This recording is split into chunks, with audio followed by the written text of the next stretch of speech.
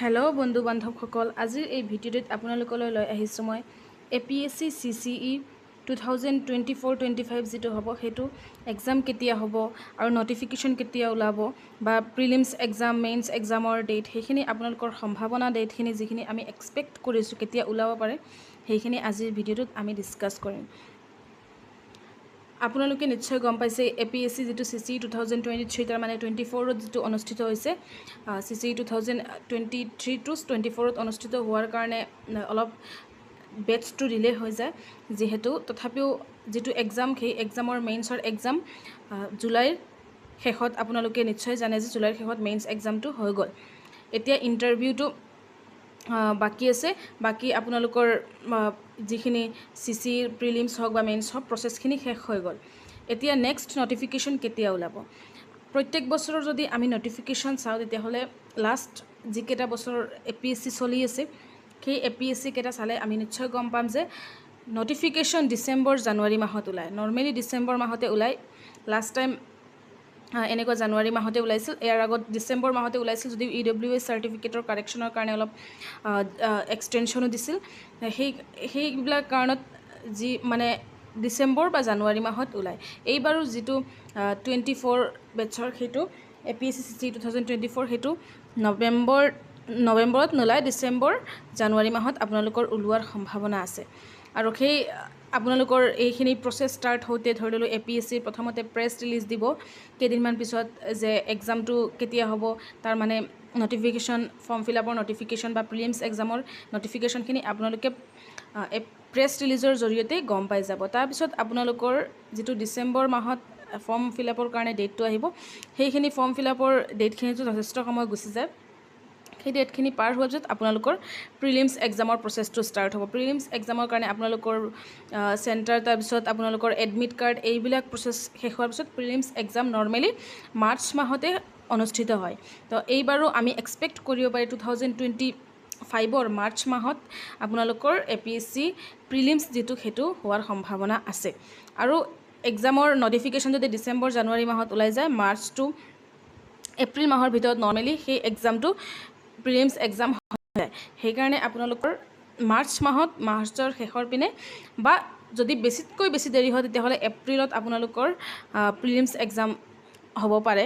ইয়াৰ পিছত আপোনালোকৰ prelims exam হোৱাৰ পিছত আপোনালোকৰ মেইনছ এক্সামৰ নটিফিকেশ্যন পিছত আপোনালোকৰ ওলাই থাকিব। সেইটো জুলাই আগষ্ট মাহত বা আমি আগৰখিনি চালে নৰ্মেলি জুলাই আগষ্ট মাহতে এই এক্সামটো পতা হৈছে অলৰেডি, আগৰ যিমান APSC হৈ গৈছে।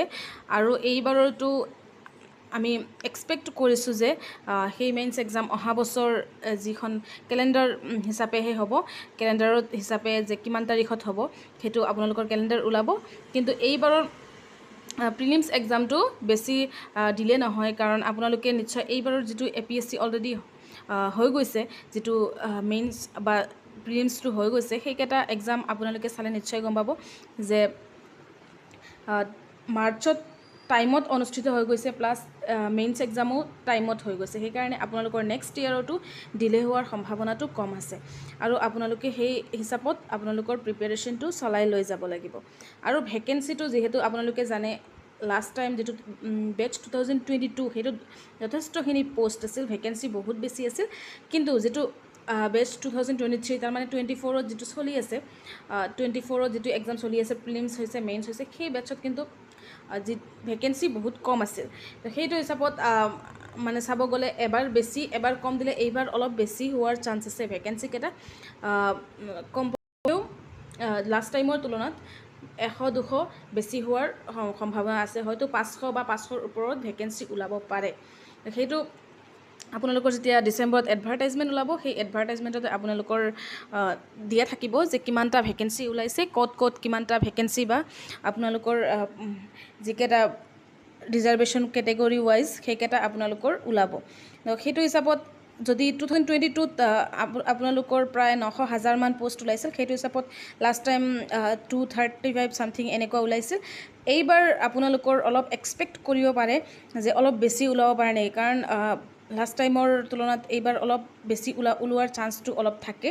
তো সেইটো হিচাপে আমি সম্ভাৱনা কৰিব পাৰি যে ভেকেঞ্চি এইবাৰ বেছি ওলাব পাৰে আৰু সেইকেইটা আমাৰ বেছি দিন নাযায় যেতিয়া নটিফিকেশ্যন ওলাই যাব এডভাৰটাইজমেণ্টৰ নটিফিকেশ্যন ওলাই যাব তেতিয়া আমি গম পাই যাম যে ভেকেঞ্চি কিমান ভেকেঞ্চি ওলাব আৰু সেইটো হিচাপত আপোনালোকৰ মানে কাট অফ বা প্ৰিলিমছ এক্সামৰ কাট অফ যিকোনো মেইনছ এক্সামৰ সেইখিনিৰ ওপৰতে ডিপেণ্ড কৰিব তো ভেকেঞ্চি বেছি হ'লে অলপ ভাল হয় ভেকেঞ্চি কম হোৱাতকৈ আৰু আপোনালোকে এডভাৰটাইজমেণ্ট পোৱাৰ আগতে আপোনালোকে যদি প্ৰিপেৰেশ্যন কৰি আছে আপোনালোকে প্ৰিপেৰেশ্যন চলাই থাকক কাৰণ এইবাৰ যিহেতু ডিলে হোৱা নাই নেক্সট টাইম ডিলে হোৱাৰ চান্সটো অলপ কম আছে আপোনালোকৰ যদি ভিডিঅ'টি ভাল লাগে তেতিয়াহ'লে লাইক শ্বেয়াৰ আৰু ছাবস্ক্ৰাইব কৰিব নাপাহৰিব ধন্যবাদ